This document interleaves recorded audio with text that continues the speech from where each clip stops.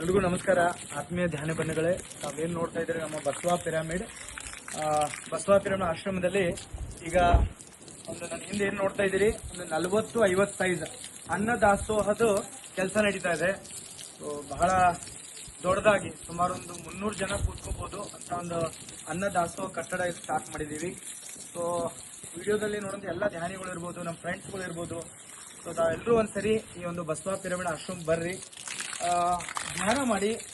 ಇವಾಗ ತಾನೇ ಬಹಳಷ್ಟು ಅಧಿಕಾರಿಗಳು ಕೂಡ ಬಂದು ಹೋದ್ರು, ನಮ್ಮ ತಾಲೂಕ್ ಪಂಚಾಯತಿ ಅಧಿಕಾರಿಗಳು.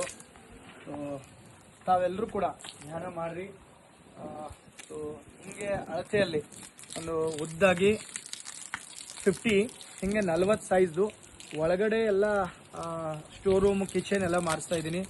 ಎಲ್ಲ ಧ್ಯಾನಿ ಬಂಧುಗಳು ತಮ್ಮ ಕೈಯಲ್ಲಿ ಆದಷ್ಟು ತನು ಮನ ಧನ ಸಹಾಯದಿಂದ ನಮ್ಮ ಬಸವ ಪಿರಮಿಡ್ ಕಟ್ಟಡಕ್ಕೆ ಅಂದ್ರೆ ಅನ್ನದಾಸೋಹ ಕಟ್ಟಡಕ್ಕೆ ಮಾಡ್ತಾ ಇದೀವಿ. ಅದ್ರ ಜೊತೆಗೆ ಒಂದು 100x50 ಒಂದು ದೊಡ್ಡದಾಗಿ ಒಂದು ಸಭಾಭವನ ಕೂಡ ಅಲ್ಲಿ ಮಾಡ್ತಾ ಇದ್ದೀನಿ. ಬರುವಂತ ದಿನದಲ್ಲಿ ತೋರಿಸ್ತೀನಿ ಎಲ್ಲರಿಗೂ. ಸೊ ಥ್ಯಾಂಕ್ ಯು, ನೋಡುವಂತ ಎಲ್ಲರಿಗೂ ಕೂಡ.